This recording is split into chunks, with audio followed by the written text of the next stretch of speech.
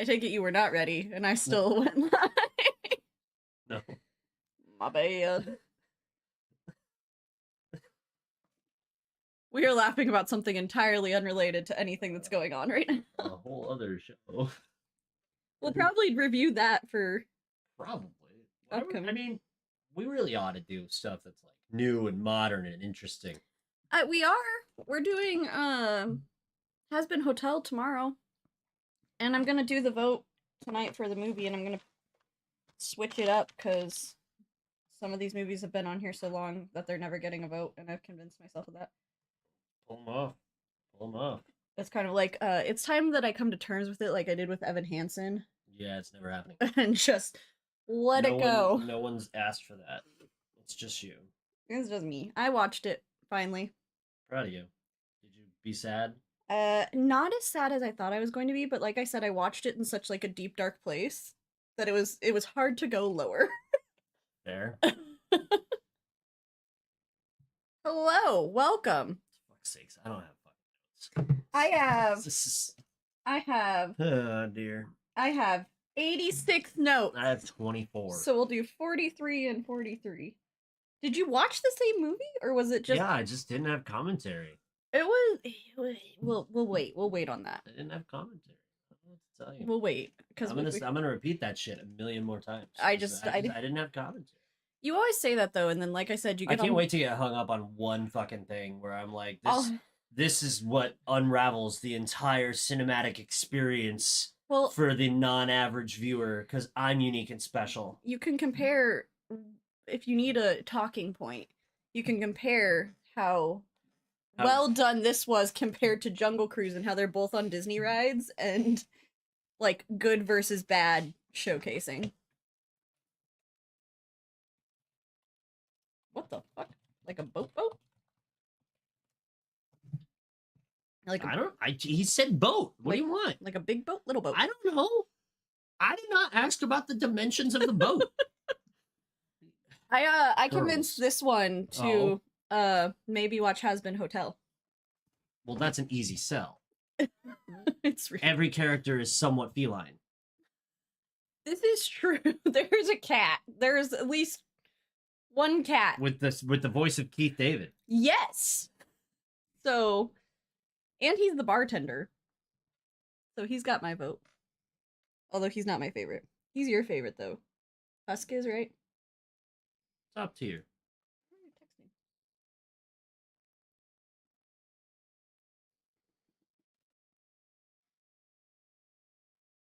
We're getting cryptic text messages that I don't like. That wasn't cryptic at all. That was just very pointed, is actually what that was.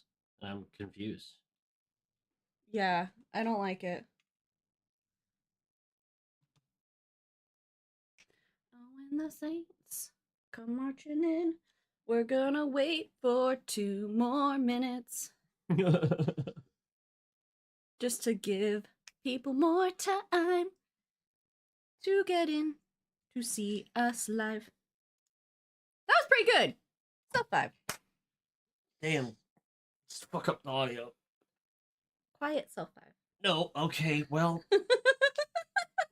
You gave me anxiety pain in my ass. In your ass, my specifically? Butt went... I have anxiety about other things, and I'm gonna need you to keep me updated on that because I'm stressing. Okay.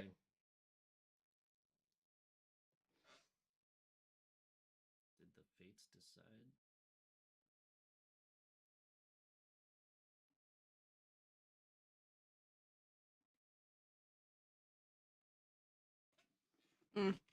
It might have almost just been better if we were like, now we don't. And just been like, oh, we're choosing not to know. That... You mean like Austin and Lauren did? Yeah, we should have just... What?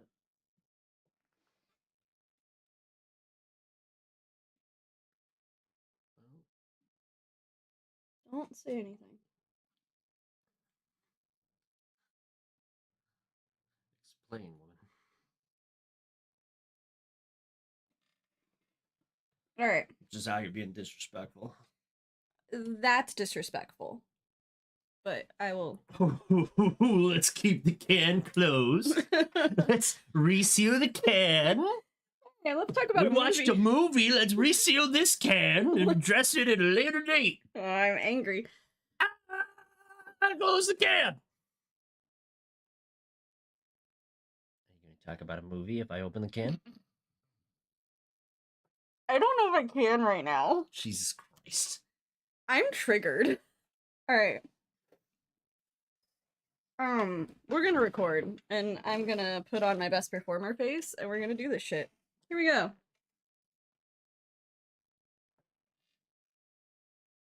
My chair is just spinning me. Is it haunted? It's haunted. God damn it. I was going to make the joke and you fucking stole it. You fucking stole the joke from me. I'm going to throw you into the sea. God damn it. Fuck. No. Wow, we've never started an No. We've never started an episode off so loudly. I apologize.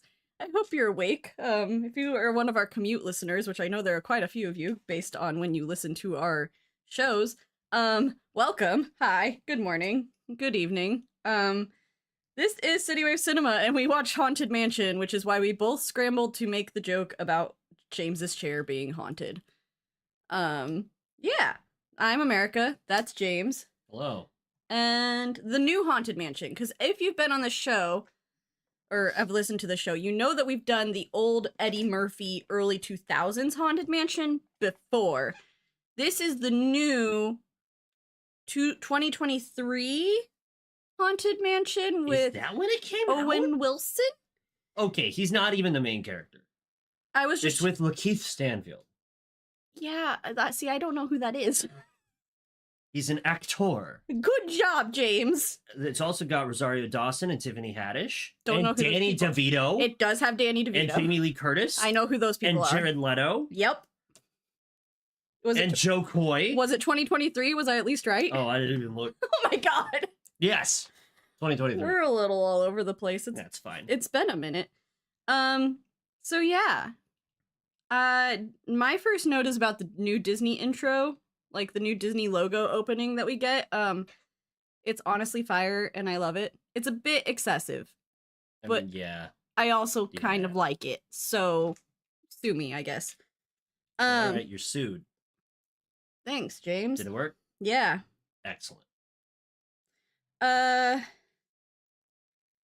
have a question, and I actually have a lot of questions, so this was going to require some Googling on your part. That's what I'm here for. Was the other movie set in New Orleans? And also, is the ride... I know it's like a southern plantation house is the style it's after, but is the ride, like, supposed to be from New Orleans? Because this one was set in New Orleans, which I love. But I just wanted to... The Haunted Mansion from Disney is set in New Orleans because it's in the square. It's in the It's in New Orleans Square at Disney. Yeah. So there's that. Okay. Oh my god. I will say first movie.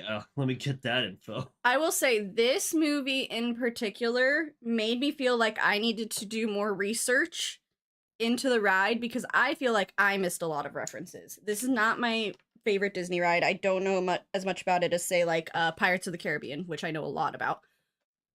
But it was so well done that I felt like I needed to go and do more research about the actual ride because I feel like I missed stuff.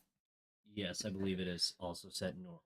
Okay, well, everyone's on point in setting then. This one felt more New Orleans-y because I guess we got to see, like, we actually got to see pieces of, like, the French Quarter and, yes, more parts of New Orleans versus, like, the Eddie Murphy one was kind of just in the house. So... I don't know. It was also way shorter. The Eddie Murphy one or this one? It was like 45 minutes shorter. Well, that was back when they decided that kids didn't have the attention span to sit around for, like, long movies. Touché. This is more like, I feel like recently we've been getting movies that are more made for Disney adults. So you're getting these longer picks instead of just making it for Disney movies for children. we start off the movie by doing kind of like a view through Madame Leota's ball. And it's really cool because the whole first like flashback scene and like expositional part is in this fisheye lens, which makes it look like you are viewing it through the crystal ball, which I really, really liked. So that was something that was really, really cool. James is dealing with stuff, so if he's not talking right now, give him a moment. We start off on New Year's Eve meeting Ben and his love interest. Don't get too attached to her. She doesn't stay around long. Ooh, bro. Dude. I'm just saying, like, damn. I don't I'm locked into a thing that's going on for 1 second, and you came out swinging on the fucking dead wife? Damn. Cold as ice. Her name's Alyssa. She's a very lovely woman who loves tater tots. That's about all you need to know. And ice cream, and Philly cheesesteaks, and not running. And not running. Specifically not running. This will come up later in a sad moment. Yeah, so they are doing their little meet cute. It's very awkward and adorable. And in the background, the reason I bring it up is because in the background you can faintly hear them doing the countdown for midnight, which was super great. Loved that. So we get that little meet cute, and then we flash forward to some amount of time later. It doesn't really tell us how far. It does not tell us how far. But it's Ben, who is at the same bar. Just hammered. Wasted at like noon. Noon? Maybe even earlier? Like early in the morning, day drunk off his ass. Not in a fun way. Joe Coy is the bartender, and that's weird, but okay, we're here for it. He has decided to take up Alyssa, his wife, his spouse. She was a ghost tour leader, and he has started taking up her ghost tours basically to stay close to her, probably, or to keep her memory alive in some way. But he hates it. He hates it with every fiber of his being, and he's really bad at it. Because he doesn't believe in ghosts. And he doesn't like people. It's really a terrible thing that he's putting himself through. I mean, grief will do it to you. Yeah, I get it, but also, I find Ben as one of the most relatable characters I've seen in a movie in a long time. Truly, truly. His attitude towards people is my attitude towards most people. He starts off the tour by going, I'm going to tell you about some stuff, and we're not going to talk about it. There's not going to be any questions. Don't ask me anything. I'm going to call off like a roll call. I'm going to say your name. All I need is a hear. I don't need any further commentary. And they provide commentary. All the commentary. They're just basic tourists who are there to have a good time, and he does not want to have a good time. I will say he needs a lot of therapy. True. But he is way more relatable than Eddie Murphy's character. Like, by leaps and bounds. Like, you already feel like you understand him. And again, I feel like this is something, again, to be said about this movie being made more for your Disney adults who typically tend to be millennials. Yes. Because Ben is a millennial. And he radiates millennial energy. And I love it, and I'm here for it.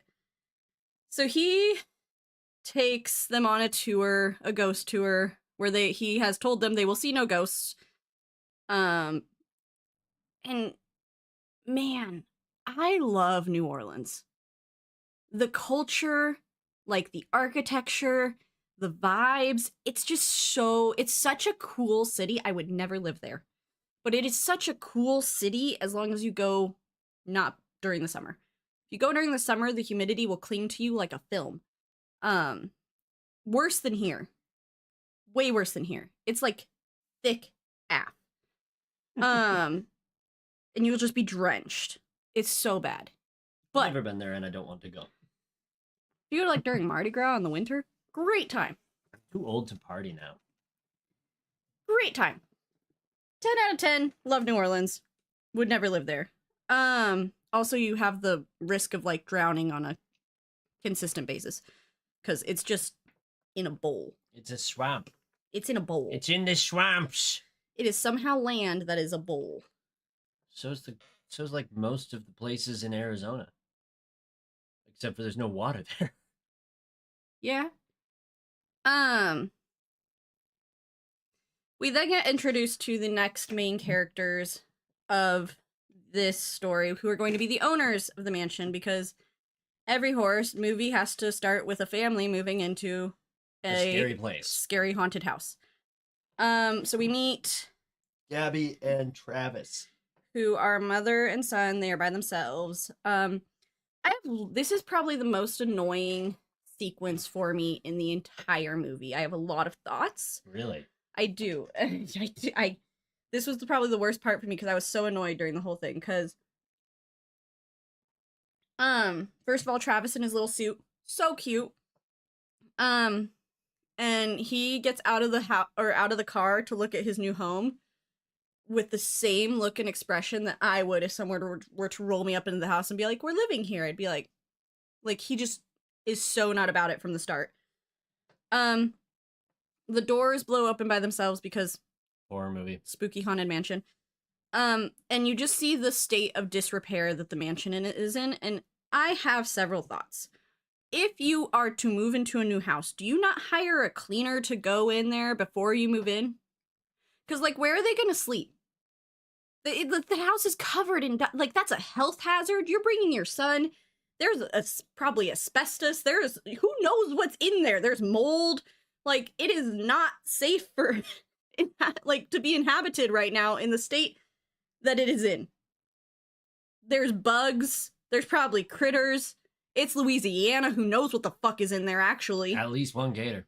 You didn't hire a house inspector. Like, that house was not inspected before you bought it. I can guarantee it. Maybe a couple frogs. A lightning bug who speaks Cajun. Also, why are you moving in the middle of the night? Like, what? Why are you? They just got there in the middle of the night. Yeah, with the movers 4 hours behind them. They were supposed to... I imagine it was more like just past sunset. It's that dark? Just past sunset? I don't know. Have you seen the outside after the sun sets? It gets dark.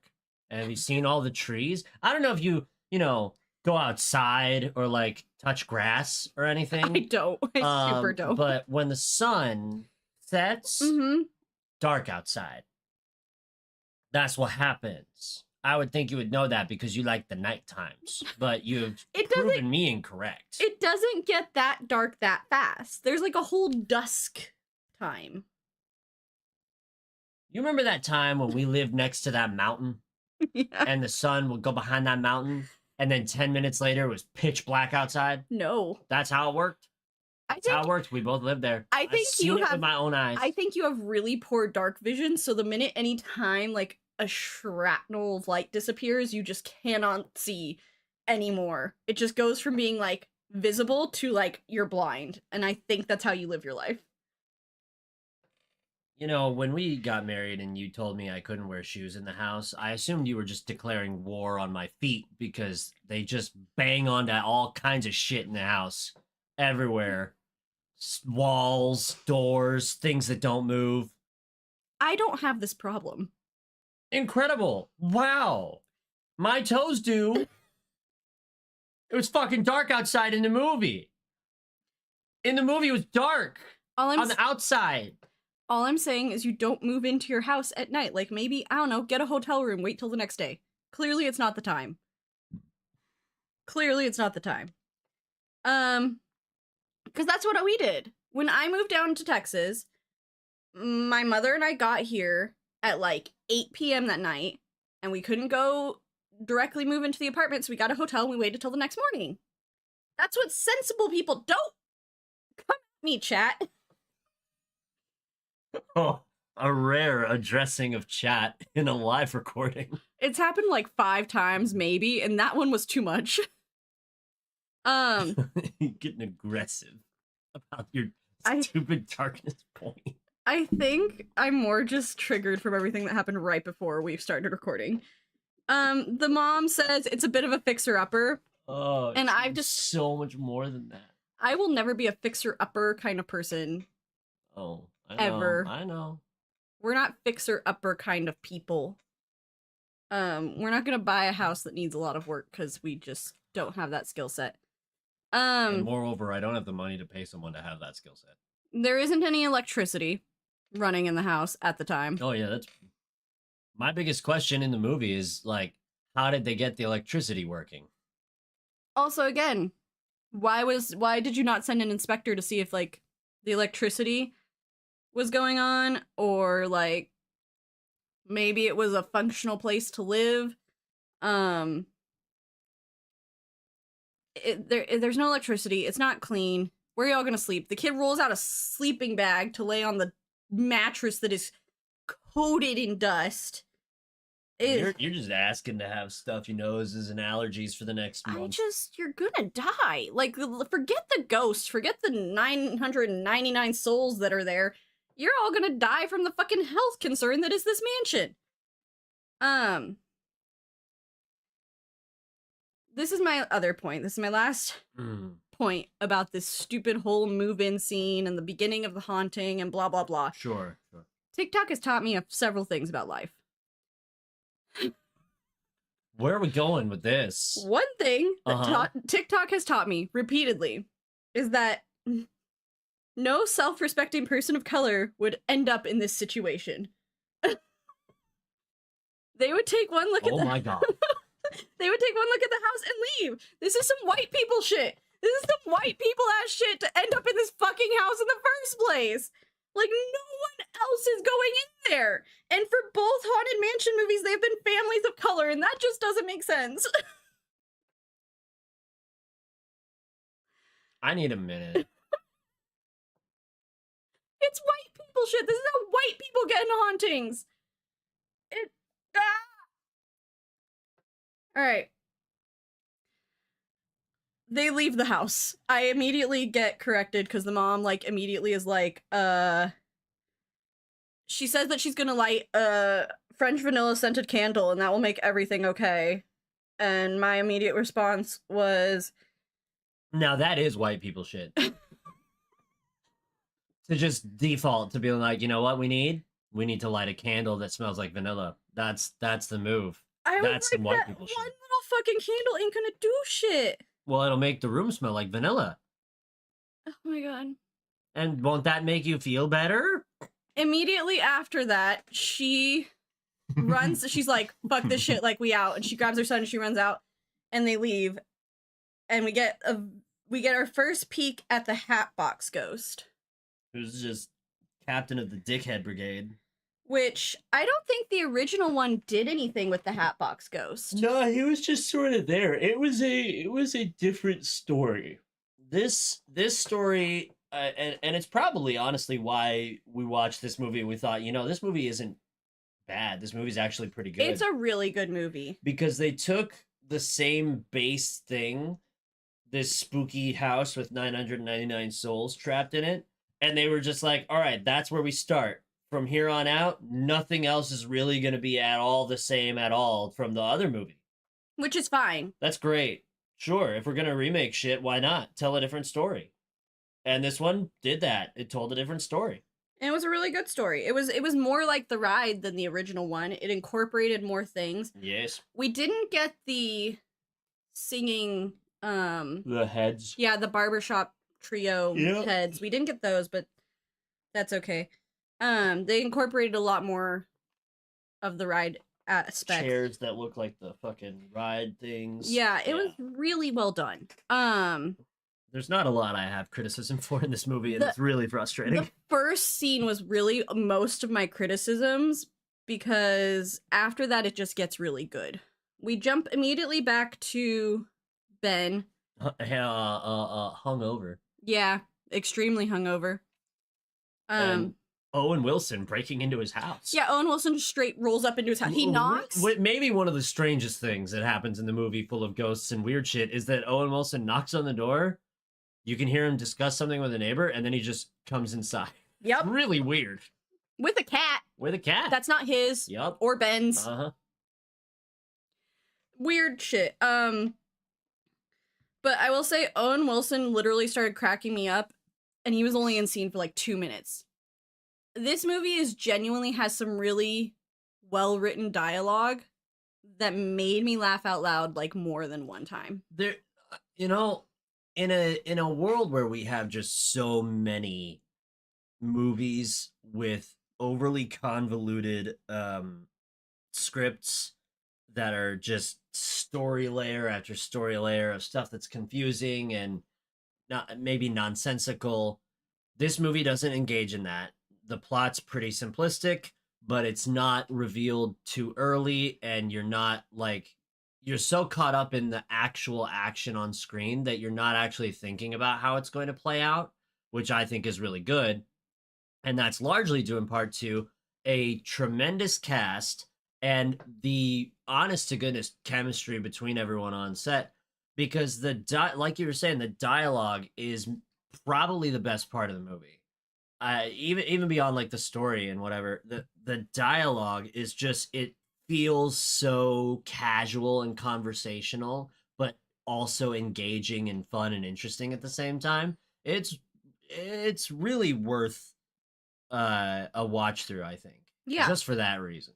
It's honestly good. I think I've said it like 5 times tonight, but this movie is everything that the Jungle Cruise movie wanted to be. This movie is what you want to see when you adapt a Disney ride into a movie. The second probably only being Pirates of the Caribbean, but even that one did not hit as much of the ride nostalgia as this one does. They went a completely different route and basically made a whole separate universe. Yeah. Oh yeah. For Pirates. But Haunted Mansion really made you feel like you were experiencing the ride in a movie. Good stuff, really. Yeah, if I had to rank them like just based on adaptations of ride, Jungle Cruise would be so far at the bottom that I don't even want to touch it. We wouldn't even mention it even. Then Pirates of the Caribbean, then Haunted Mansion, just because it was really well done. You could easily pick out moments from the ride in the movie. And that's something that the first one did not do. Owen Wilson's character is a priest, who is there to recruit Ben because Ben is known to have a camera that can capture ghosts. Now, a little backstory. Ben's an astrophysicist, and then he stopped, and it's not explained why he stopped. We figure it out through context clues. But then they get into a little bit of the weeds of like what exactly it was he was doing while he was an astrophysicist. And he was like this mega genius who was creating a way to see the quote unquote God particle. It sounds like real science, which is how you know it's probably pseudoscience and it's movie science. But there's still enough terms that you've probably heard in baseline classrooms that, or if you watch The Big Bang Theory, that you might really think that they were onto something there. But he invented this camera that's supposed to show the God particle, and the theory is that it could also see ghosts if they existed, quote unquote. Owen Wilson makes a comparison to Frankenstein. Like, he's like, but Frankenstein was a beautiful scientist and some people came after him with pitchforks. That's not the analogy you want to make to convince someone, especially an educated someone, to do something, because Victor Frankenstein is not a great guy. Yeah. At all. No. And he did make a monster. The monster was grotesquely misunderstood, but sure. He did make a monster. He grave robbed. And he was kind of like a horrible person. But I was thinking of other references that he could have made in that moment to try to convince Ben to take on this job, which the job is to go to the mansion and investigate. Right. Because they need more help than just a priest. And I keep putting that in air quotes for reasons. I even referenced, because he was referencing like well-known things. I was like, you could have referenced the Ghostbusters if we're gonna reference fictional beings to try to convince Ben to do this. You could have referenced the Ghostbusters, and I feel like that would be even more relatable to this situation. But, yeah, that's kind of the whole scene with Owen Wilson. He leaves after convincing Ben because Ben says no, and Owen Wilson tries to convince him, Ben says no, and Owen Wilson tries to convince him, and Ben says no, and then he's like, it pays, and Ben's like, how much? And it's $2,000, and Ben's like, all right, what's the address? And this is another moment when I was like, Ben is the most relatable character, because I too would respond in that way. Like, it's just such a millennial mindset. So. Oh, I have one criticism. Ooh, you have a criticism? Yeah, and it's really silly because there's a shitload of product placement in the movie. It's not as specifically related to name dropping brands like Yankee Candle and Costco. Yeah. However, there is one instance that is so funny it's fine. And that is the sage from Costco. I was like, that's not happening for a minute. Yeah, that happens later. But I was thinking about, like, all the things that I thought about the movie because I don't have very many thoughts written down. And the one thing I could think of where I was like, that kind of sucks, is just the amount of product placement. There's a lot, and it's not, I wrote a note about it later. Because I feel like a lot of the product placement is not as subtle as the movie thinks it's trying to be. It's right on their nose, like a clown nose. The best one, James is right, is when she says sage from Costco, because that's later. I'm fucking up the flow. I'm sorry. You're really throwing me off my game here. I'm sorry. Go on. My next note was more about millennial shit. Okay. Because Ben takes the job, so he has to go find his fucking camera that's in a box somewhere under a bunch of degrees. And that's what my comment is he just moves. And I'm not joking you. There's like 3 or 4 degrees there. So he's probably got his doctorate in astrophysicism. Astrophysicism? I think that's actually how you say it. He's a doctor of astrophysics. Yeah, but wouldn't it be astrophysicism? Well, isms typically are things that you believe in. So, do you believe in astrophysics? Yes. Well, then you are a firm believer of astrophysicism. Okay. Anyways, that is... I don't know how to behave. That is the analogy for the American education system right now, in a nutshell, is just having a stack of framed pieces of paper, and he's leading ghost tours. Yup!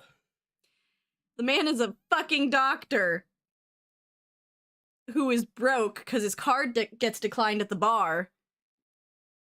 Does it? Yeah. Oh, I didn't even remember that. His card gets declined at the bar, and he's like, this isn't working, man, and so he pays in cash. But, so he's broke in a really shitty apartment with at least 4 degrees, leading ghost tours. And that's not great, I'll say. It's not great. It is the perfect commentary, though. We then get a flashback to him and his wife, because he touches the camera and he's reminiscing about her and everything, and how the camera came to be, because he shows her the lens first. And in order to show her the lens, they are taking a walk in a lovely park, and he gets down on the ground on one knee and rustles through a bag, and she starts, like, getting that, like... Oh my god, is this happening? Oh my god. Yeah, moment in her face. If you are anyone with a significant other, never get down on one knee for any reason other than to propose. Like, don't you ever fucking tie your shoes. Fuck you. Go find somewhere to sit down. Get all the way down on the ground like a gremlin, like I do. I don't care. I was joking. She's serious. Just don't get down on one knee, because it just looks... And especially, okay... Wear Velcro shoes. I mean, yeah. But, I mean, like, but especially, like, don't get down on one knee and turn away from someone. Like, I'm gonna start doing that to you. We're married. Yeah, but that's gonna make it funnier. Because other people in public are gonna get really excited and they're gonna be like, "Oh my god, a proposal!" And I'm gonna just like turn around and like flip you off or something. It's gonna be really funny for me personally. Ben gets to the house. She's gonna kill me in my sleep tonight. Ben gets to the house and realizes that his camera is out of battery. Moron. He didn't charge it before he went on this shoot. What a dingus. I mean, he didn't really care either. He should have charged it. He should have just charged it. I mean, like, even if you don't believe you're gonna see anything, which he didn't, like, he was upset that it wasn't charged, so I feel like he should have just checked before he left. Oh, yeah. I ask a stupid question that will be answered very briefly, which happens to me a lot on this podcast. If you're new here, I ask a question and then the movie answers like 2 minutes later. Yes. I ask, why are they back in this house? Because the mom and the son are just living there. Just hanging out. And she warns, and this is where it gets answered immediately. She warns Ben that before he comes in, like, he needs to make sure that he's ready, because if he comes in, there's no going back. Like, He's pretty fucking vague about it, though. Like, it's a clear warning, but it's not clear in that she's warning him away for a particular reason. She's just like, I need you to be ready. Well, no, she says, like, there's no going back. Like, once you enter, this is it.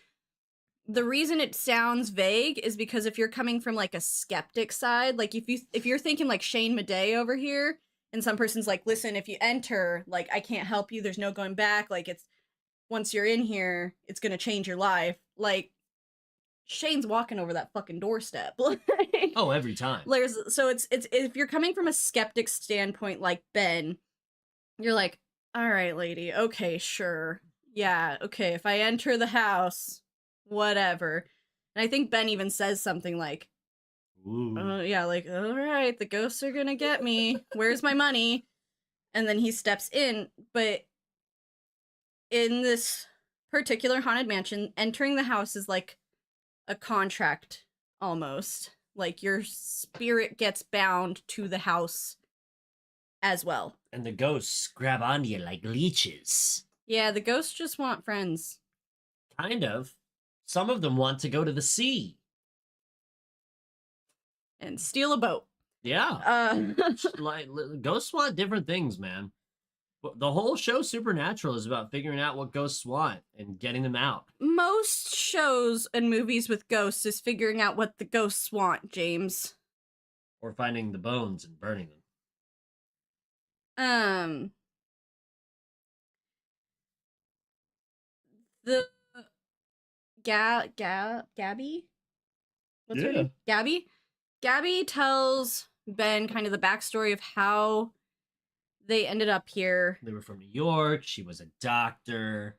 Something happened with her husband. We don't find out what till later, because that's a spoiler. He died. There's a lot of significant others dying in this movie. Actually, yeah. Wait a minute. Hold on. There's a mortality rate here. And a mortality rate of 999 plus 2 that are not in the house. She's like, I wanted to move here and, like, start a new life with my son. I was gonna make this place into a bed and breakfast. And Ben cringes. And this is, again, where I've decided that Ben is my spirit animal. And I love him because she's like, well, that was a, like, really visceral reaction you had to bed and breakfast. And he's like, just strangers getting together and, like, talking and sitting around a table that, like, eating breakfast together that we don't know. Sounds like my worst nightmare. And I was like, fucking same. Like, no, I don't want to do that, especially if I'm on vacation. It was so hard for me on our honeymoon when we were assigned a table to eat at every night with, like, 6 random other couples. Yeah, who all of them didn't talk to anyone at the table either. It was like 5 couples that just didn't speak to each other. Yeah, it was 6 people, like, Or yes, one couple never even showed up after the first night. No, it was so weird. It was wild. It was, I guess there was more than 6 of us, but each couple was like at a different phase of relationship. And anyways, the Haunted Mansion. Anyways, it's my nightmare to just sit around with people I don't know and have a meal together, okay? How did you make friends? I worked with them. Every friend I have, if you notice, went back to a toxic job that I once had. It's true. And you know what? Now you don't have a toxic job and you don't have friends from your current job. I have one friend. Oh, well, yeah, all right, that's fair. I have one friend. You got it. Yeah, that's right. She then proceeds to whisper that, like, as she's telling all these things, she also proceeds to whisper that her son has a hard time making friends, and her son is standing next to her. I'm not gonna say Gabby's a good mom. She's trying really hard, but, like, there's a lot of moments where she, like, tries to cover his ears and just, like, doesn't, and he just is present to hear the thing that he's not supposed to hear. It's really funny. This time she doesn't even cover her ears. She straight up whispers to Ben, who is across the room, like with her son. Whisper. He doesn't have a good time making friends. With her son standing next to her, and I'm like, pretty sure, I don't know for sure, but I'm pretty sure he can hear you. Would have been great to see him just go, hey! This movie's not flawless, clearly, but it is good. They then proceed to take Ben around the house and try to show him the hauntings. And I will say, in doing this, it was really well written, because if you don't know that the house is haunted and you're just pretending along with Ben, they kind of look batshit crazy. Oh, yeah. Like, they're, like, leaping through hallways because certain things will happen, and if you step on certain spaces, or... They look insane. Doing different things because this is how it works. Like, it's so funny because they appear unhinged. Ben also is an asshole because he just walks around going ch-ch and pretending to take pictures, doing that noise with his mouth. It's oof. Listen, every character has to have a flaw, and Ben's is that he's a dick. He's our protagonist, but sometimes he's a dick. Pachoo! That was one. Yeah, he did pachoo. I was like, have you ever in your life heard a camera, even a fake sciencey one in a movie, that goes pachoo? Maybe one of those old ones that has, like, the flash bulb and it goes like, maybe that's what he was going for. Like, I don't know. It was he just wasn't efforting. He wasn't working hard to sell his lies. Ben gets done. He pretends to write some notes, declare the house isn't haunted. Goes home. Tells them, like, it's the power of suggestion. Goes home. The power of suggestion kicks the shit out of him. Goes home, notices wet footprints on his floor, unfazed. Completely unbothered by obvious haunting signs. Tries to watch his TV. His remote's not working. It keeps changing back to the C channel or the ghost haunting channel. Keeps changing back to Deadliest Catch. And that he keeps trying to change it. He's unfazed. Then the remote flies out of his hand. And he's phased a little. Bit. And he goes and gets his camera, takes a picture of the couch with the flash on, which he was warned not to do. He does the flash, it blows him backwards, and the resulting picture is of the Sea Mariner ghost that he was looking at in the mansion earlier, sitting on his couch. He then freaks out a little bit. A lot. Then a little. Goes outside, like, tries to collect himself. His neighbor says hello. And Ben's immediate response is, I'll take my chances with the ghost, and goes back inside. Like, he would rather go deal with the fucking haunting in his house than talk to his next door neighbor, and again, same. I could be outside, like, having a full panic attack, and our neighbors would come out and be like, hey, are you good? Are you okay? And I'd be like, yeah, no. Just full turnaround back inside. I'll be like, it'll be fine. I'll figure it out. That's such a deep level of personal anxiety about people conversations. I can't even relate at all. I want talk to people. They're gonna think I'm crazy. Yeah, I'm gonna tell them, no, dude, there's a fucking ghost in my house. Like, what are you gonna say? Oh, you just gotta say, oh, I got a lot going on right now. I'm struggling to keep it together. Listen, it's really easy for me to talk to strangers, okay? I'm really good at it. This is why I want you to play this game on stream that I suggested. It's not like he offered him tacos or anything. The fisherman is the ghost that followed Ben, which James mentioned. And I have a question. Here's one of my questions that I need you to Google, because I was pretty sure. Uh-huh.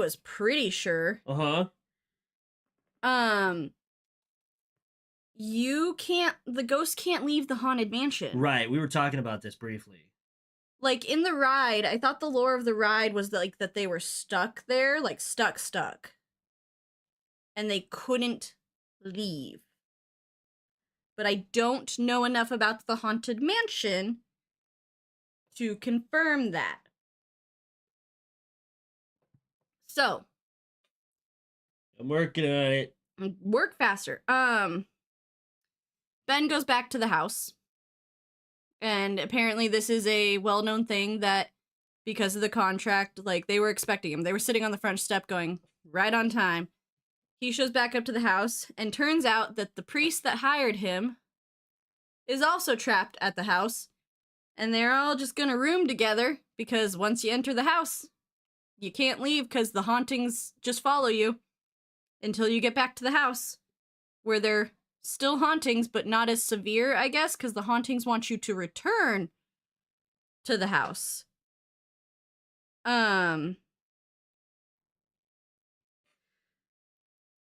The group that is in the priest, which is Owen Wilson, Gabby, and Travis, all are ready to hunker down for the night because it's almost midnight and you're not supposed to leave their little sitting room post-midnight because that's apparently the safest room. That's never explained. Yeah, but they do so much other stuff all the time that you never get around to asking the question. Like, you notice it and you go, huh, I wonder why they picked this particular room to be the safe room where you can just be. And then they never address it, but you don't really think about it until you're done with the movie, which is good, because if you think about it during the movie, then they did a bad job distracting you with The Shiny. Yes. I don't have an answer for you. Okay. Sorry, I'm looking and I can't find anything. Did you just Google, can the ghost leave the haunted mansion? Yes, and I got a bunch of articles about Walt Disney World. Cool. If you know about the haunted mansion, hit us up on social media. Tell me. I need to know. Where's Proxy? He knows. Where is Proxy? Ben decides that he's like, well, no, if we're gonna get stuck here, like, the way hauntings typically work is, like, we figure out why we're stuck here, and then we get out. Yep. And I'm like, Ben is smart. I'm also with Ben again. If we are stuck there, we might as well use the time to figure out why, not hide out in the little room. Because, like, we're gonna be haunted either way. We might as well just, like, get it done with, I guess. Apparently, midnight is, like, the time that the big bad ghost, which is the Hatbox Ghost, the time the big bad ghost, like, comes out and, like, torments all the other souls that are just doing casual hauntings in the mansion. So Ben gets a little bit traumatized, gets taken back to the room of safety with everybody else, and then they decide to make a team. The dream team, as it were. Of the most ragtag bunch of fucking idiots that they could find. I mean, yeah. They don't have a big budget, so they're, like, scraping the barrel for people that they can qualify as experts, which includes Owen Wilson, the priest. Danny DeVito, the professor. And Tiffany Haddish, the medium. And Ben, the ghost expert. And Ben, the ghost expert, even though he doesn't believe in ghosts. And these four are the people that are going to figure out why this house is the way it is, and how to fix it so they can all go home. Correct. And each person that enters the house gets the same warning, decides to enter the house, gets haunted immediately. Gets haunted and then gets mad when they're haunted. Except for Danny DeVito, who's kind of just really desperately wants to be part of the house. Yeah, he's just into it, man. He's been studying it for years.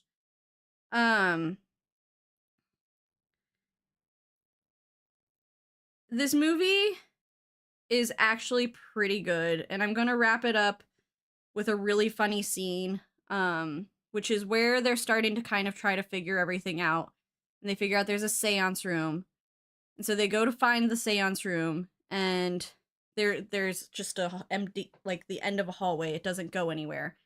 So they're trying to figure out how to get in through this portrait. And Owen Wilson's like, nah, I've got it. And just goes and grabs like this lantern off the wall, which I'm actually pretty sure is how they did it in the original Haunted Mansion movie. Yeah, you pull the thing and the secret door opens. Yeah. Yeah. It just breaks and shoots off electricity. It just snaps it right off. Which is great. Snaps it off the wall. Goes, which is great. It was just a really good like secret door misdirect, which this movie does a lot of. It does a lot of subverting expectations for like typical horror movies while still giving you that like classic haunted house vibe. Really good. And I will leave this off by saying I would attend Owen Wilson's church. I would not. After the prayer that he gives, and he... God, give us a break. It was really good. What if you just haunted someone else? Why us? There are bad people in the world. Go haunt them. That's what he says. It's a quote. It's ridiculous. Listen. In terms of the story, it's solid. I give the story like an 8 out of 10. Well, maybe a 7 out of 10. Yeah, it's not like a super like complicated or detailed plot. It's a simple plot. It's not a Soderbergh movie. It's simple. Mm-hmm. I dig it. It's not hard. It's not too easy either.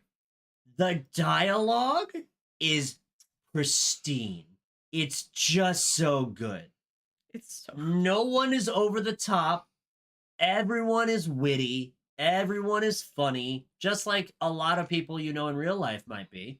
It's just good dialogue. It's really quite good.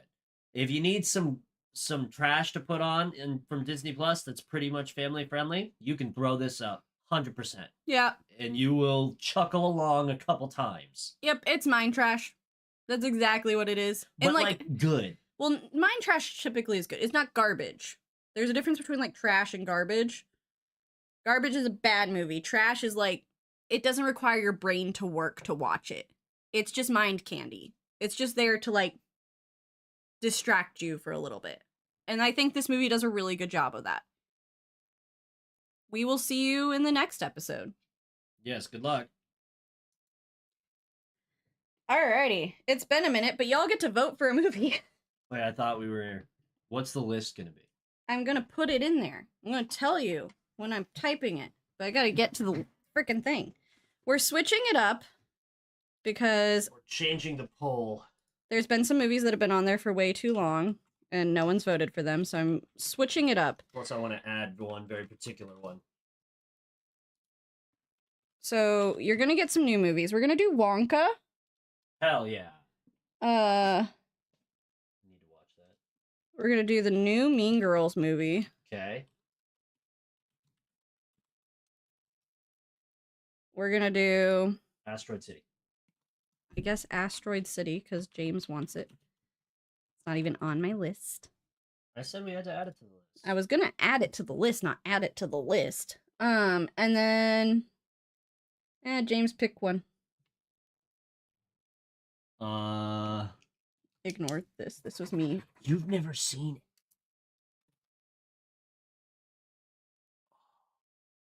James is realizing what movies are on our list for the first time in a minute. There's some good-ass movies on this list. What is this? Sequel. Oh, God. Gag me with a spoon. Either this one, or Bottoms. We'll do this one, Because there's some people in the chat that I know want that. Alright. Fight it out, y'all. I need a coffee. I yawned a million times. We'll be back in like 5 minutes.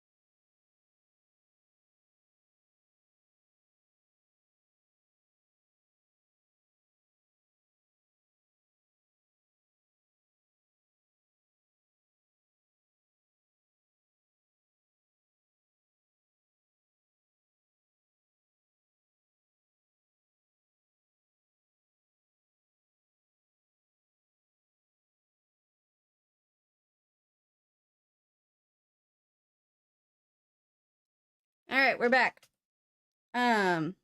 Let's see. How did I know? I knew if I put that on there. That would be the one. Alright, bet. Bet. I need to... No. What do you think it is with who's in the chat? Yes! I told you if I put that one in there, I was like, I know people want it. That would be what it was going to be. What are we watching? Haunted Mansion. How do I differentiate this? New? Part 1? Sure. Eh.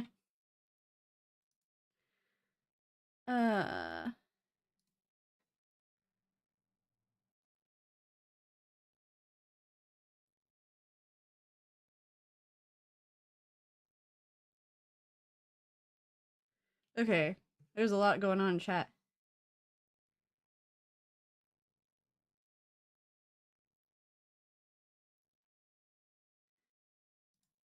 Yeah, Wonka, the new Wonka does not have Johnny Depp in it. It has Timothée Chalamet, which is not how you say his name. It's Timothée. That's how you say his name. And he says his last name weird too, but I don't remember how. He's just accepted that that's how people are going to say his name, so he just kind of rolls with it, but... Well, he's French-Canadian, I think. Yeah. Why are all the best actors from Canada? They're just very good at pretending. I don't know, I don't have a good reason. It was like Ryan Reynolds. I can't think of a single other actor from Canada all of a sudden, even though I know there's way more. I just got to Ryan Reynolds and stopped. Do we need more? Ryan Reynolds is every actor. I don't know about that. Oh, you're right. There's also Hugh Jackman. Because they fight. Wonka picked a vote up. That's dope. I think that was probably Hannah if I had to bet, considering these two have clearly decided that they are in the Dark Shadows category. There's a freaking... Is there a bug? A bug or ghost orb just flew through the camera. I'll commit a heinous crime. Alrighty. Whew. Everyone take a deep breath.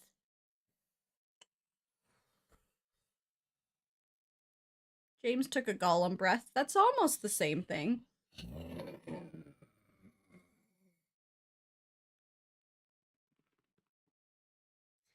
Anyways. Let me cross off Dark Shadows before I forget. Coolies. We're getting through this list, actually. It's coming along.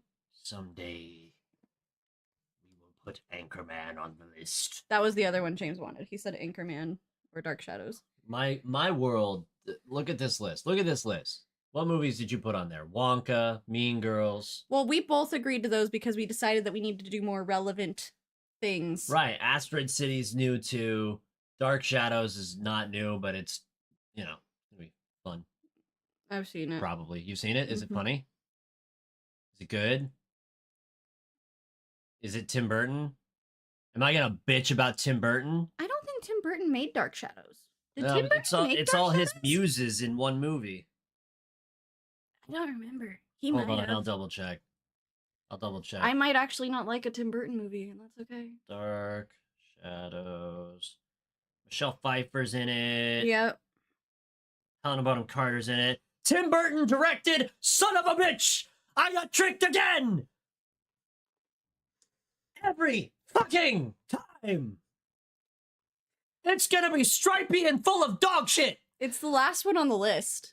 To be fair, that is the last Tim Burton movie on the list. It is the last one.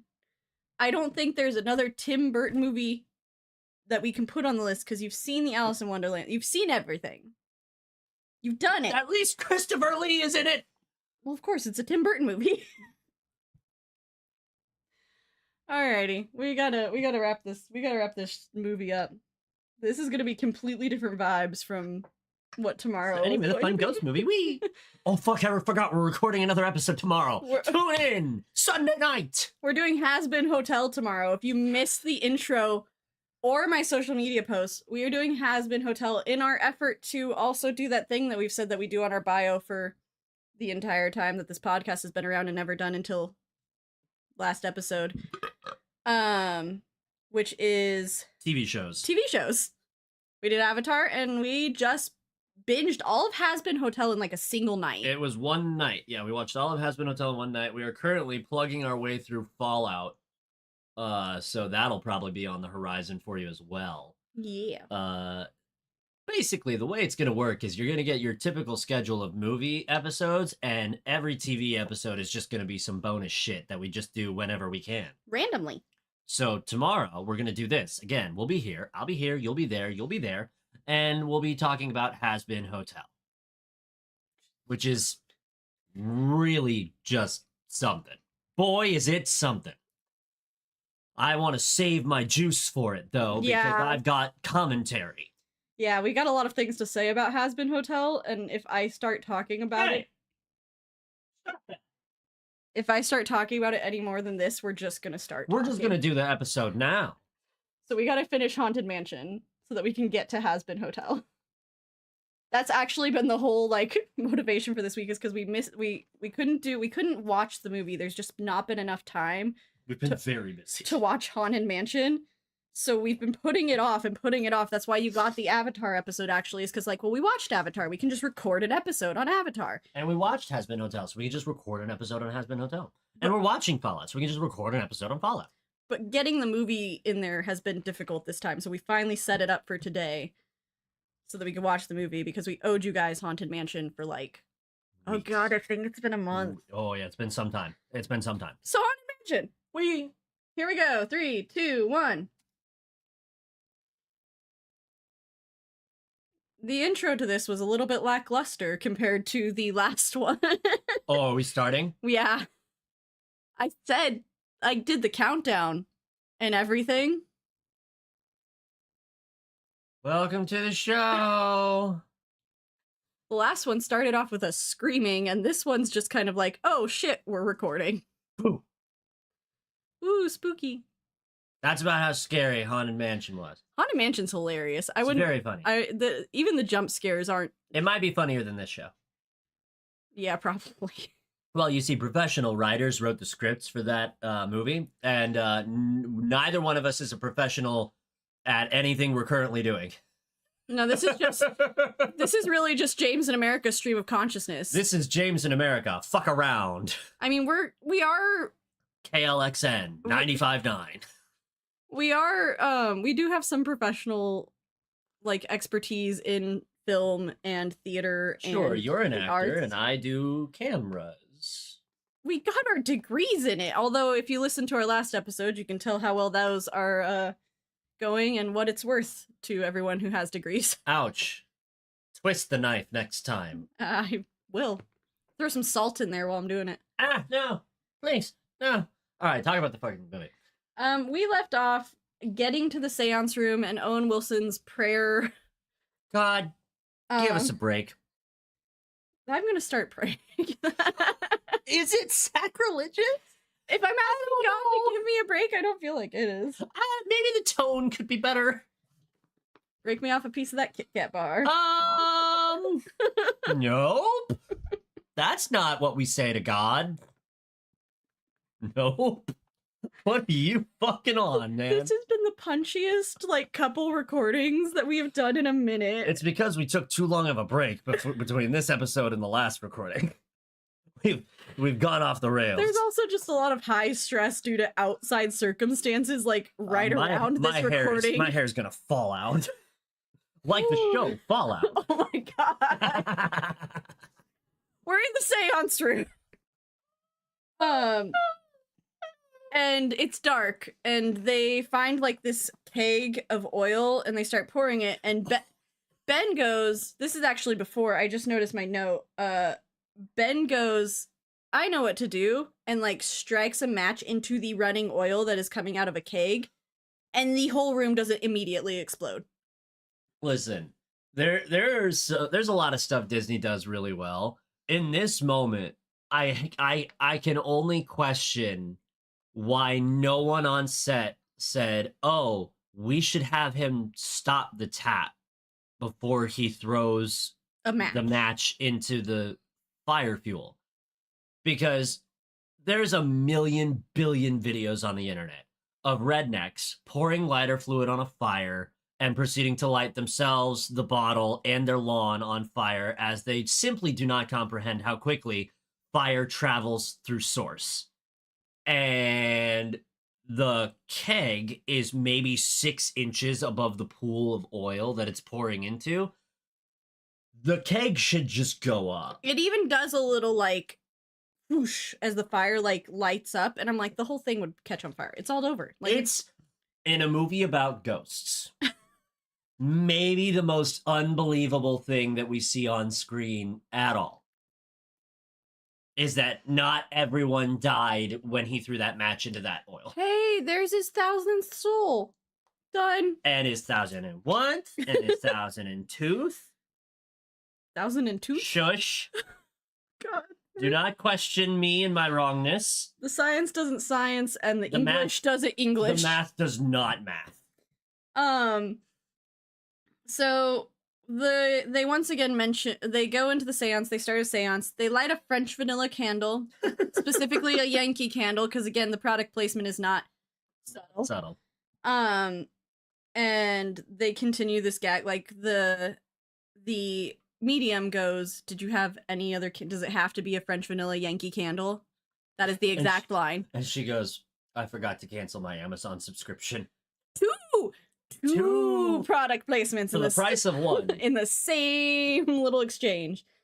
And the medium, who is not the best medium, attempts to, it's the best that they can buy right now. That's facts. Attempts to connect to the spirit realm and does so immediately. Like, it's a lot of times in ghost stuff, like when a medium reaches out, they don't hear anything, and there's like this big delay before a spirit ever does anything. And it's like 10, 15 seconds before the spirit she asked for shows up and does what they ask. It's wild. They're trying to contact Gracie, the owner of the home, the original owner. Yeah, because he's the only actual listed owner of this house, because we kind of skipped over their whole montage of gathering information. But one of the things that Danny DeVito's doctor tells us is that the mansion just kind of appeared one day. They don't know who built it, and there's only ever one buyer of the home. And they say it specifically, he's a buyer. There's only one record of the home being purchased, and it's from Gracie and his wife, who both die in the mansion. His wife dies first of yellow fever, and then I think Gracie ends up basically going insane trying to get back to her. He is tricked by the Hatbox Ghost into killing himself. Yeah. But before he does that, he welcomes about 999 other souls into the house by doing seances to try to talk to his wife. Yeah! Which is one of the ghosts he gets in there is the Hatbox Ghost. Yeah. Which is a little bit ahead of schedule. Madame Leota will tell us here in a little bit. But for this first seance, we get a nice call out to the ride, because they talk with Gracie briefly. He tells them to talk to Leota, and then the medium gets spun out of the seance room because the ticks over into midnight, and so the hauntings get worse. She gets spun out of the seance room in like this little domed chair that looks like the ride seats that you go on. They're designed after it, or the chair is designed to look like the ride seat. It's really cool. And just gets drove through the house much like you are on the ride, and then thrown out of the house. And it's a really cool scene, because again, it's just such a good call out to the ride. And then we get a scene, and when I tell you that this is one of the moments where the dialogue is so good, because this is a really funny movie. It's a really campy horror movie, and it made me fucking cry 3 times. Oh yeah, it did. You had actual tears of your actual eyes roll down your actual face.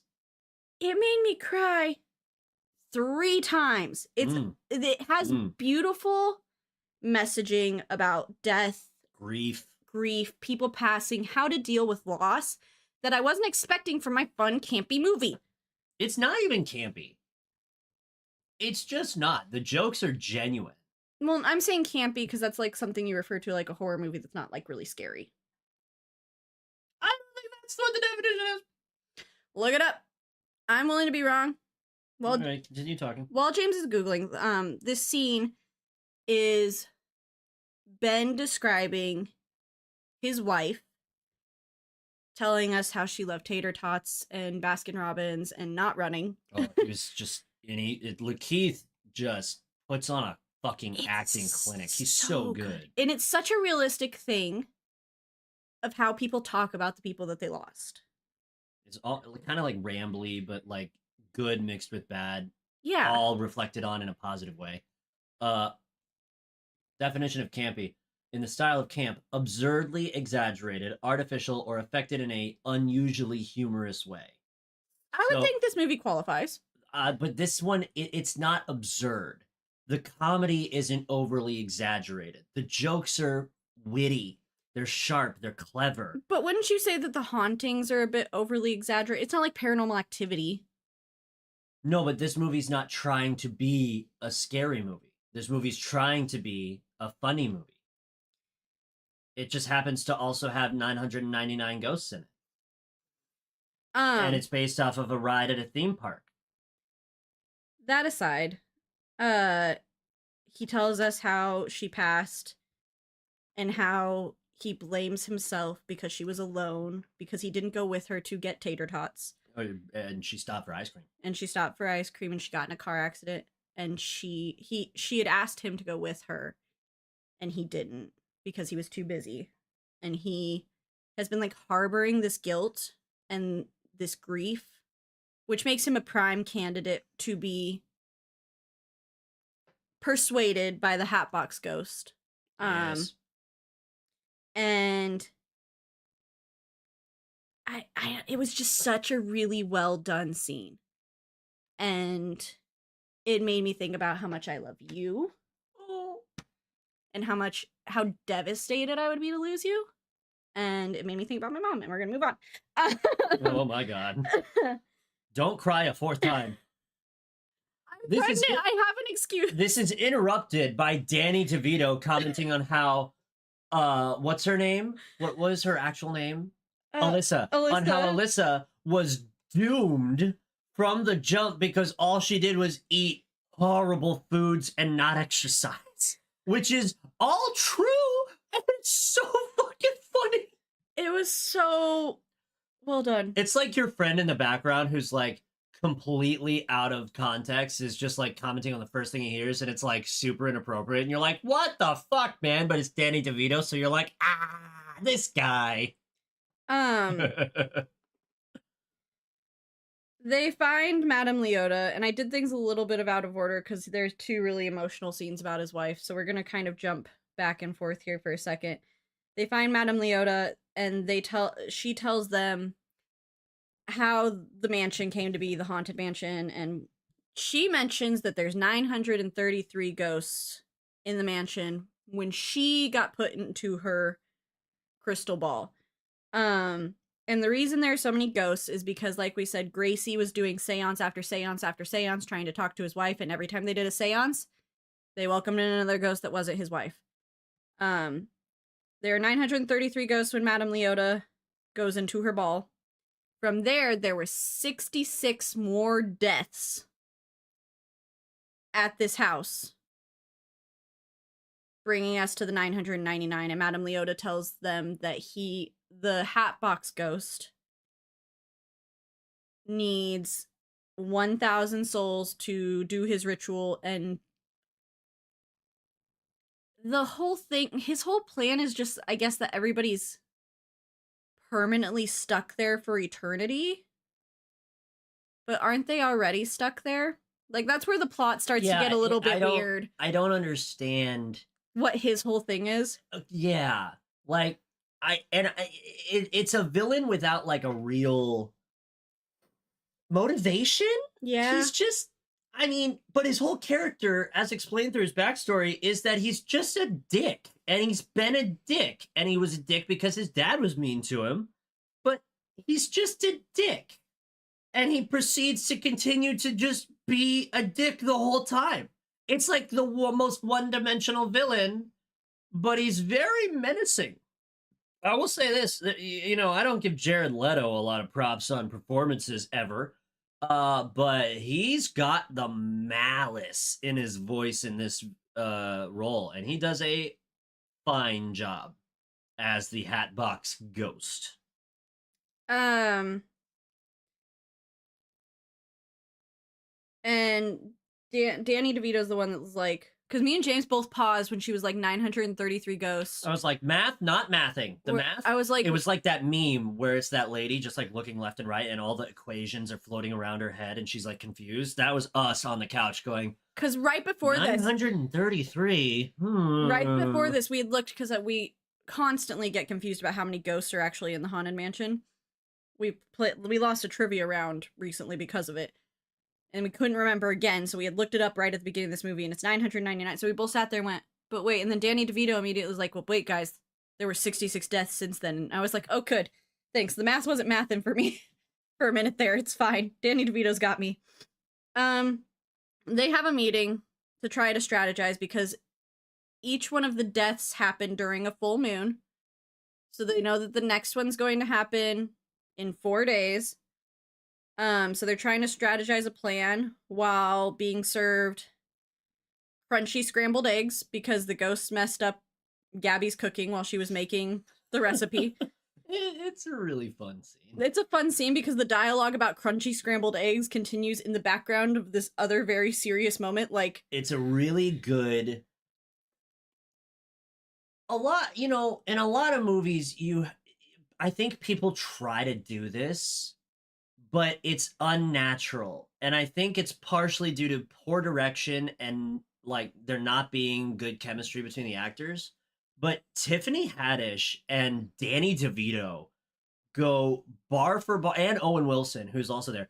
They all just, like, it's kind of like rapping, like, in battle rap. They go bar for bar with each other, little jab for little jab, just constantly. In the background of this, like, very serious scene where Travis is getting talked to by Ben. It's really good. We find out that Travis has been talking to his dad, and his dad wants him to come visit, but he doesn't want Ben to tell his mom because that would make his mom sad. And they do this for a minute, and they then come up with a plan that what they need to do to fix, like, is the first thing they have to figure out is who is this Hatbox Ghost. Because if they don't know who the big bad ghost is, they can't they can't fix it. Because the whole idea is they have to bring an item back of the ghost that's the main bad guy, and they don't know anything about him. So they're going to do another seance. But this time they're going to astral project or reverse seancing, as the medium calls it, whose name I can't remember right now, and James has left me, so I will never know. And they're gonna do a reverse seance to astral project into the ghost realm to try to find this big bad ghost. This is where we get the Costco sage line that James was referencing, because the medium, they're like, Owen Wilson's like, oh, what are you using? This spiritual element, this spiritual element. He throws out a bunch of names, and she's like, nah, sage from Costco, and just keeps going. She says that in order to get into the ghost realm, you need to be in a really raw emotional place. So she tries to think about her dead dog, who she gives a horribly dark humor speech about, which I won't recreate. You'll just have to watch it for that. But as we all know, the actual saddest person in the room is Ben. So, of course, Ben is the one that gets jumped into the spirit realm. And he goes around exploring. He meets a lot of the ghosts. Classic ghosts that you've seen from the ride, which is really cool. He finds Gracie and tries to get Gracie to help him find the ghost, the main ghost, the Hatbox Ghost. Which we don't know it's the Hatbox Ghost until this scene. So we just find this out. Gracie reluctantly helps Ben through the whole thing. And then the Hatbox Ghost tries to start, like, pulling Ben in. He tells Ben, like, you're my last soul. I knew it was going to be you from the minute you walked in this house because your grief is so real. Like, I know it's you. Yup. And he almost has Ben. Really almost pulls him in. But then they start ringing the bell to get Ben back because another ghost came into Ben's body and started, like, fucking around. And they were like, you're not Ben. And so they start saging the ghost spirit out of Ben's body, ringing the bell to bring Ben back. And at, like, the very nick of time, Ben's back in his body and everything is kind of fine. Yeah, I would say it's kind of fine. Like, it's a scary sequence, but at the end of it, they know more and no one was, like, harmed or anything. It's good. Good sequence. And this is actually where we get the scene where Ben tells the whole story about Alyssa. Then Danny DeVito gets the idea that, like, well, you saw the face of the guy, so let's go to a sketch artist at the police station. Honestly, not the worst idea, and even funnier than that is it works. And the sketch artist sketches the Hatbox Ghost. In a scene where we have Lakeith Stanfield, Danny DeVito, and Hassan Minhaj, another stand-up comic, all in the scene, and it's just comedy, man. It's subtle, it's simple, it's fast, it's funny. It's not like trying too hard. That's probably, you know what, that might be the best part about the movie. At no point in time do you feel like the jokes are trying too hard. No. And you feel that on occasion with the Eddie Murphy Haunted Mansion. Oh, you feel that a lot. And you feel that, and I mean, in just like a lot of movies in general, sometimes the jokes just don't play because it feels like it's trying too hard. Marvel. But in this movie, it's really sharp, really snappy, and it's always just the right amount of subtle. Yeah. And just good. It's just good stuff. It goes by fast for 2 hours. Like, it doesn't feel like it's a 2-hour movie because it is. No, I dragged you in. It's just really fast, and the dialogue's so catchy, and it feels. I guess what the biggest thing is it feels like the way people actually talk. Like, it feels real. All the dialogue is conversational flow. The flow is perfect. Which, again, I think James is right, is due to the cast. Like, the chemistry there, they're all just so ready to, like, pick up on each other and have that quick banter and that comedic timing, which almost can't be taught. Like, it's just, they're so good at what they all do. You have, like I said, several seasoned actors in there, like Danny DeVito, Owen Wilson, who do comedy, and it just comes so naturally that the whole cast vibes really well. Truly. So no one in the house has tact. Yeah. We get a backstory on Alistair, which is the Hatbox Ghost. His dad was mean. He got kicked out of his house and was homeless as a child. He disappeared, and then he came back extremely wealthy under mysterious circumstances, threw a bunch of parties, and killed all his guests. And that's it. In this really cool, almost like Three Brothers Deathly Hallows storytelling type thing. Yeah. It's like almost out of a storybook. It was just a really cool sequence. But yeah, that James is right. That's pretty much the story of Alistair is. That's how it is. They then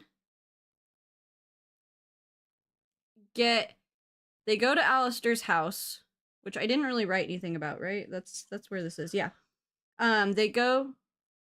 No, not yet. I lied. We're getting there. So they're doing this whole thing and they're discussing Alistair, and then it's midnight. So the hauntings have to kick back up. And this is another tribute that was probably, it was so well done, and it's such a good call out to the ride that it deserves a shout out. They did the stretching room, and they did the stretching room properly. It looks just like it does in the ride. The same pictures are there. Like, it looks perfect, and it starts just like it does in the ride.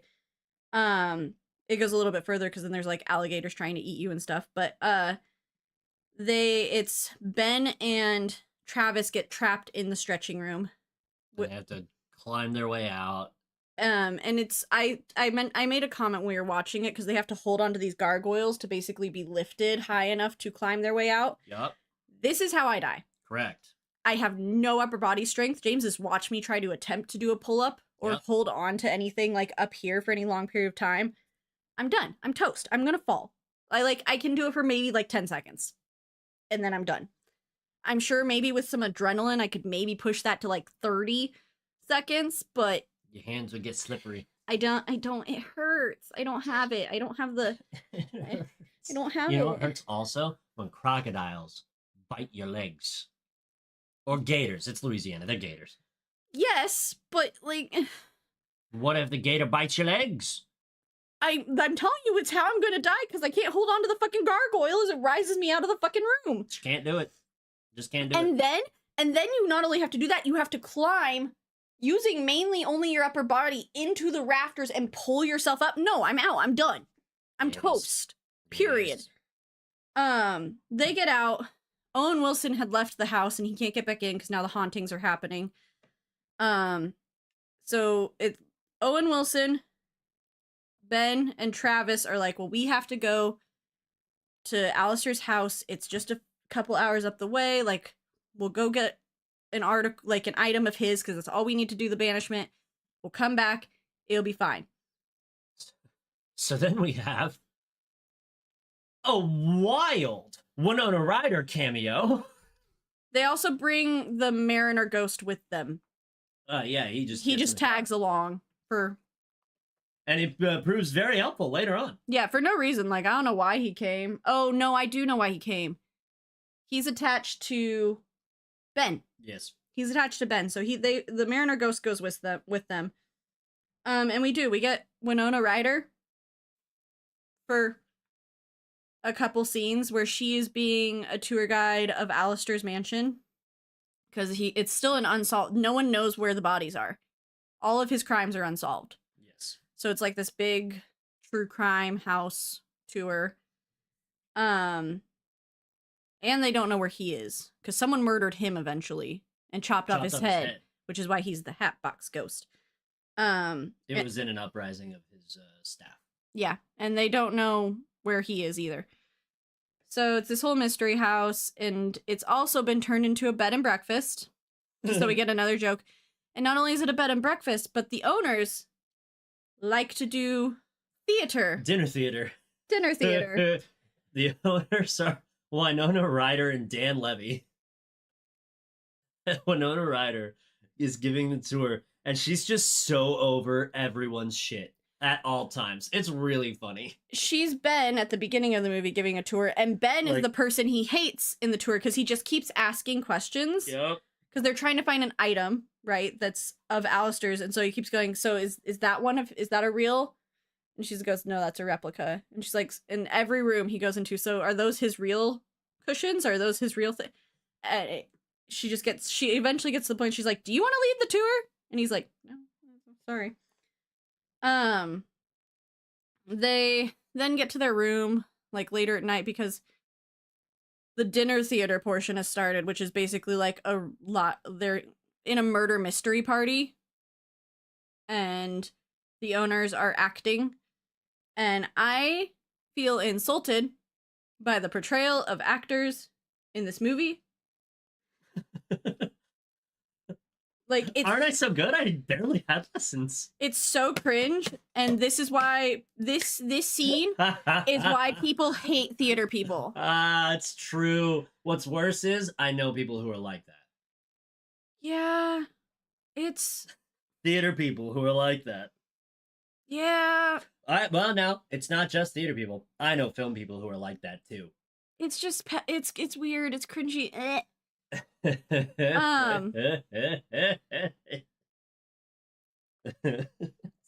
I felt attacked and insulted by this portrayal. They are in their room, and the Mariner's in there watching TV. He's watching Deadliest Catch again. Because Disney owns Discovery Channel, right? Like, so they can just play Deadliest Catch on their TVs and it's fine. And they make a deal with the Mariner ghost. You tell us about Alistair, and we'll give you whatever you want. So they go and they communicate with him through steam on the mirror by like making the water really hot in the sink and making steam appear on the mirror in the bathroom. And they ask the Mariner what he wants, and he's like, I want to go to the sea. And they're like, that you could not have asked for a simpler request. Done, my guy. When we fix all this shit, we'll take you to the sea. So he tells them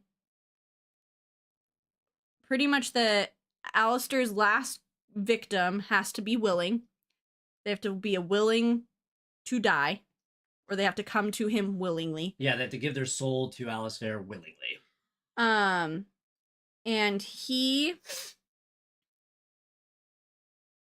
then he was like, follow me.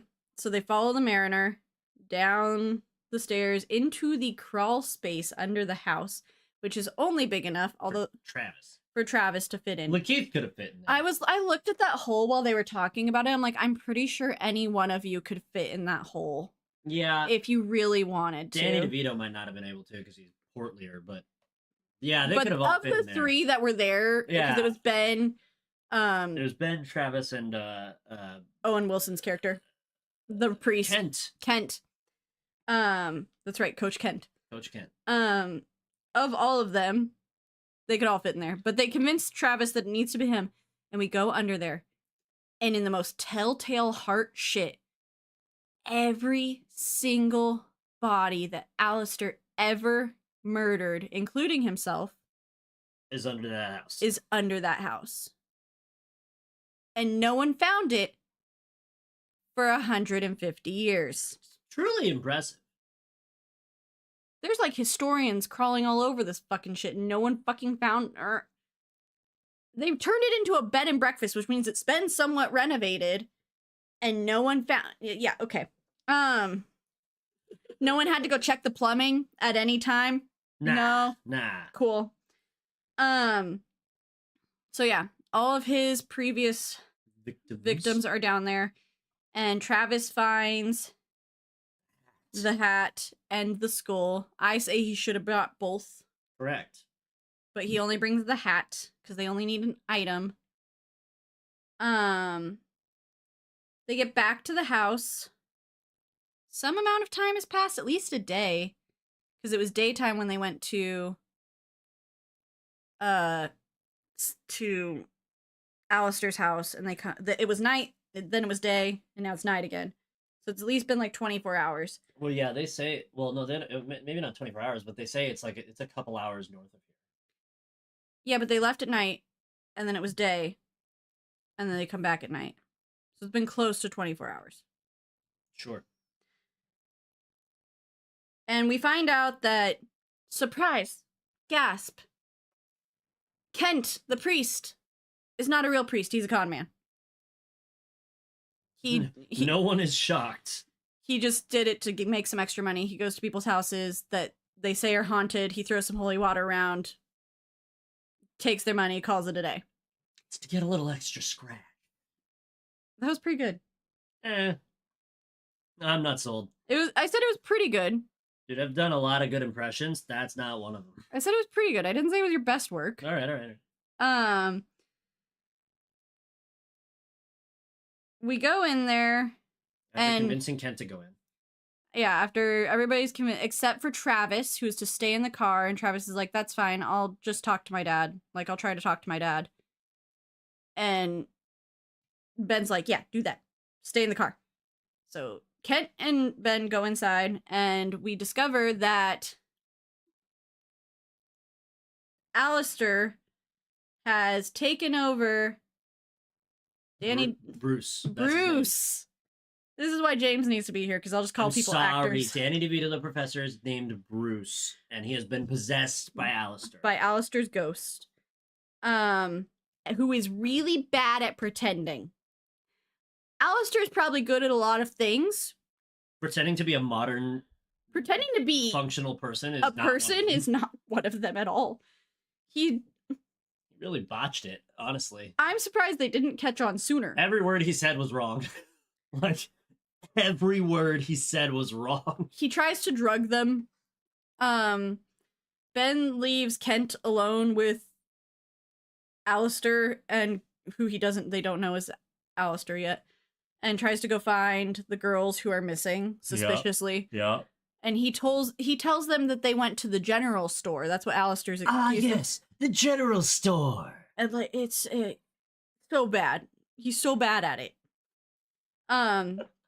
And this is where, like, the climax of the movie takes off. Like, they find the girls. Alistair tries to kill Kent, or at least, like, subdue him, because, again, the last victim has to go willingly. He throws the hat into the fire so they can't banish him. And, like, this whole, like, kerfuffle starts happening. And Alistair then leaves the body, summons all the rest of the ghosts in the house, and is like, all right, you guys attack them. I'm gonna we're gonna end this right now. And then what everybody realizes is that Travis is missing. Well, he's been in the car the whole time. Yeah. And he's been talking to his dad. Nah, really, though. This is where we find out that his dad has been dead for over a year. He's been spirit journaling with his dad. But it's not his dad. It's been Alistair.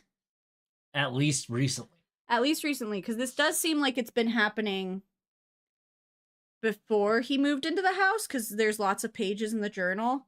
Yeah. That are filled. But at least since he's been in the house, Alistair has been pretending to be his dad. And he's got Travis hooked. And is coaxing Travis into the house while the dream team inside gets separated and has several jobs. Ben and Gabby are to go find Travis. Kent is to be the distraction. The medium is to banish the ghost. Is to go get Leota to help banish the ghost. And Bruce has to get the hat out of the fire. That's the plan. Ready, break. And all this chaos ensues. We have another really well done scene about grief and trauma and processing through that between Travis and Ben, as Ben talks Travis out of going towards his dad, quote unquote, which is Alistair, and like why he, like, your dad would want you to be with your mom, your dad would want you to be happy, he'd want you to be alive. Everybody's jobs kind of go off relatively without a hitch. Kent is chased about the mansion. Bruce works on getting the hat. Kent then also gets all the ghosts on his side and like leads a revolution amongst. He's got a winning demeanor, and it's Owen Wilson. I'd follow him into battle. He's like, why are you guys listening to what he says? You're just gonna be stuck here forever if you do that. And they're like, oh shit, wait a minute. And then, so he leads a revolution amongst the ghosts. Bruce gets the hat. The medium, whose name I haven't said the entire time, gets Leota out of the ball to help with this banishment. And they rescue Travis. Everybody's outside. And that's when, this is the other place where I have big complaints about the movie. Uh-oh. Is the very end. Fire away. Alistair does this whole thing with Ben. where he basically says, like, if you join me, if you come give yourself to me willingly, I'm not gonna hurt them. This is the stupidest plot line, because you know that his plan is to make everybody be stuck there and to continue on his murderous spree for the rest of eternity. Yes. And give him more power. And you're just gonna go with him to protect Gabby and Travis, when that is like the exact opposite of what that would do. And he's like, if you won't hurt them, and like all this, and it's a stupid thing, because like it's just so dumb. You can't do shit if like he can't do anything really if Travis doesn't die. His whole plan can't come to fruition if Travis doesn't die. But Travis is so willing to like be that 1,000th soul to like save everybody. That doesn't make sense. You mean Ben? Ben, sorry, not Travis, Ben. Ben is like so willing to just go over there and like hand himself over, but then that completes the plan that they've been trying to stop for the whole time. Well, now, consider this. Do humans typically make rational decisions when under extreme duress? I feel like I would. No. Yes. No. It just seems like a stupid decision. Like, it's the exact opposite of what you know will happen. Correct. You know what's going to happen if you go and die. Right, but he's not thinking. He's not thinking. You have this unique ability to separate emotional decision-making from logical decision-making. Uh-huh. I can literally close off my entire emotional side. Most people can't do that. And under extreme duress, when your brain is flooded with cortisol, you are exclusively making decisions based off of emotion. You know who's really good in a crisis? People with ADHD. Because the bridges that communicate don't communicate. I've been in severe times of emotional distress in my life. Mm-hmm. And my immediate answer is to, and this is not healthy, I do not condone this in any way. My immediate answer is to cut off that emotional side and put that on a shelf and deal with it later. Because the logic side has to take over so that shit can get done. It happened when my grandfather died. Like, it got to the point that people were concerned.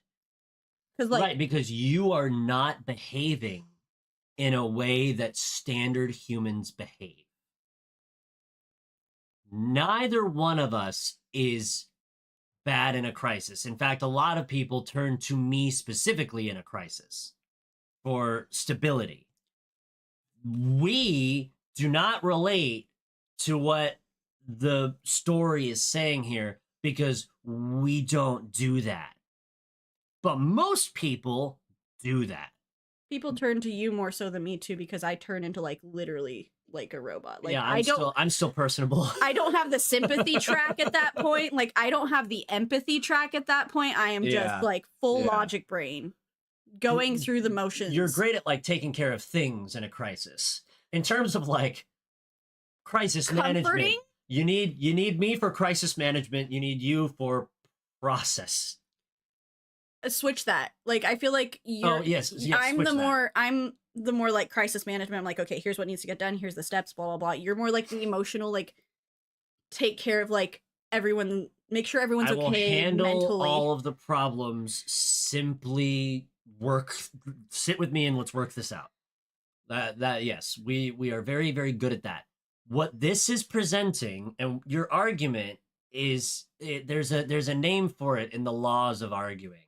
But you're arguing from a perspective that you don't have. So you can't possibly my argument relate to it. My argument lacks ethos. Is that what you're telling me right now? Yeah, you can't relate to making emotionally charged decisions at times of great duress and crisis because you don't know how. You don't do that. Your brain does not do what the story says. But the vast majority of people do behave as the story says. So it's a much more relatable moment for people who are not us. Now, this is getting a little too psychotherapy. We might need to move on. I'm just saying they wrote it for a majority audience, and so your insinuation that it's a bad plot line is solely based on the fact that you have not experienced the thing that is happening. And that's not a dig at you, because it's the same thing with me. I don't make seemingly very foolish decisions in crises. What he's doing is what most people would do. So I get it. Okay, moving on. I cried again. Yep. You know, when I was talking about putting those emotions on a shelf, sometimes I watch movies and then they just take them right back down. They just pop open on accident and I gotta like shove them back up there. This is one of those times because Alistair's like, he's like trying to really convince Ben as Leota and the medium are performing the banishment spell and succeeding. He's like really trying to like just claw at like anything, and he's like, this is your last moment to tell Alyssa that you love her. And Ben looks at him and goes, she knows. And that's like it. And then Alistair's his moment of clarity. And then he kicks him in his fucking nose. Yeah, like he kicks Alistair in there. He has it's a really good moment. I cried. We end the movie. What I really love about this movie is we end with a huge party scene using the Haunted Mansion song, which I can't remember. I fucking remember it. We were just talking about it. It was James's one complaint. I was like, they didn't use the song at all in the movie, and it made me sad. But then they did use the song in the movie. It was just at the very, very end. It's like ghouls. It's something. It's alliterative something ghouls. I'm starting to sing fucking Tim Burton songs. No. And you get the ballroom scene. You get the classic dancing ballroom scene that you know from the ride. And Grim grinning ghosts. Ha ha! Grim grinning ghosts. I knew it was alliterative. All I can hear in my head is "This is Halloween." Are you okay? No. We get to the end of the movie, and I cried 4 times. I told you I cried 4 times, so this is the 4th one. Oh, yeah, this one's a real kick in the nads. And that cat that's been hanging out around Ben's apartment this whole time. He finally, like, acknowledges I was like, I can't even say it. Okay, so the cat... I'm gonna cry. It's kind of a callback, because at the beginning of the movie, when Owen Wilson, like, breaks into his house, basically, he's holding his cat, and he's like, this isn't your cat? He was just sitting here begging to get in. That's the line. She was just sitting here begging to get in. We see the cat again. Do we? Yeah, when the mariner's haunting it, and he goes in there, and there's water flooding out, and the cat's just sitting there at his door. And so he comes back home eventually, sees the cat there, acknowledges the cat finally. Now that he's sort of like free of this whole thing that's been going on. He's processed his grief in a semi-healthy way. Sees that it's got a collar on it and goes, what do we have here? And he pulls the collar up, and the name of the cat is Tater Tot. It's so fucking cute. Because, you know, his dead wife is trying to communicate to him and say hi via a ghost wink, which is Tater Tots. I'm pregnant. I have an excuse. It sounds a lot lamer when I say it out loud, but if you watch it in the movie, it's very moving. I'm crying. I'm moved. Presently, yes. That's 5 times. Good movie. Good movie. Good movie. It wasn't like the best movie ever. It's not like up there with like Chip and Dale Rescue Rangers, which is a really excellent movie. That was tremendous. It wasn't a super horrible movie like Jungle Cruise. Oh my god, this movie would shit in Jungle Cruise's cereal. This is everything Jungle Cruise tried to be. This is literally the Jungle Cruise tried to be funny. It tried to get like a really well-named cast in there. It tried to be a Disney ride and like make references to the ride in there, and it just failed. Like, you know, on every account. Okay, I'm drawing from the ether here briefly, just about Jungle Cruise for just a moment. I've said a lot of mean things about that movie. I think you could swap out a lot of that cast, keep the script loosely the same, and you might be able to get away with making a decent movie. But I think you got to get The Rock out of there. You got to get Emily Blunt out of there. You got to eject. The brother was fine. We can keep him. Yeah, you can keep him. He was great. But like, get people who are like bog standard funny in there. Like, get comedians. I mean, Jack is a comedian. Jack Whitehall. He's in the movie. He was a comedian. But like, get. You don't just need to spend the coin on the big name actors. Dwayne Johnson's good at certain films. The Jungle Cruise script? That's not one of the films he's good at. He was good in Jumanji. The Jumanji remake wasn't bad. Yes, it was great. And you know what? His character was like kind of easier and better to direct in the Jumanji movies. But like and really it's just Emily Blunt's character was just the most useless fucking trash ever. Anyways, this is a different movie. Haunted Mansion, good movie. Good movie, good cast, good writing, good direction. 7 out of 10. 7.5. Your next movie, as voted on by our live studio audience, our live YouTube audience, is going to be Dark Shadows, which will complete James's Tim Burton saga. Hallelujah, amen. So, we will watch that next time, but it will not be the next episode you hear. The next episode you hear will be Has Been Hotel. Yes, that all tracks. Until then, bye. Whoa. What a movie. What a time. What a night. I feel like I wish I could have a drink. I'm not making any promises anymore. I'm not saying if we're going to be streaming other than tomorrow, which we will be here for Has Been Hotel. Other than that, I'm not saying now, shit. That's going to be a fucking show to tune in on. That is going to be a time and a half. We are going to have we're going to have a time. I hope you're not busy from 8 p.m. Central Sunday night, because have we got a show for you. And even if you are, guess what? The YouTube video's here. Or you can watch it later. You can listen to it when the podcast episode comes out. So, Has Been Hotel, coming to you tomorrow. Until then, stay frosty. Stay frosty? I was searching for the line from that movie that your mom really liked.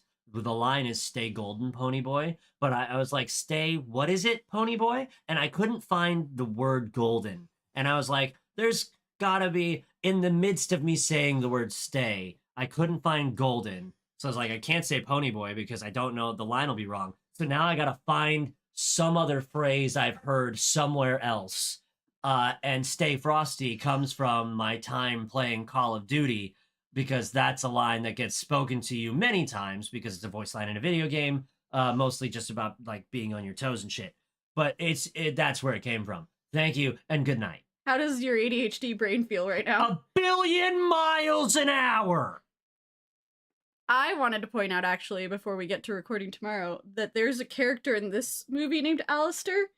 And there's a character in the husband named Alistair. And they're both definitely the bad guy. Well, Alistair's kind of the bad guy. We cannot confirm or deny yet that he's everyone in Has Been Hotel is the bad guy. Yeah, well, especially Charlie. But that's for tomorrow. To a certain extent, it's everyone. That's for tomorrow. Can't wait.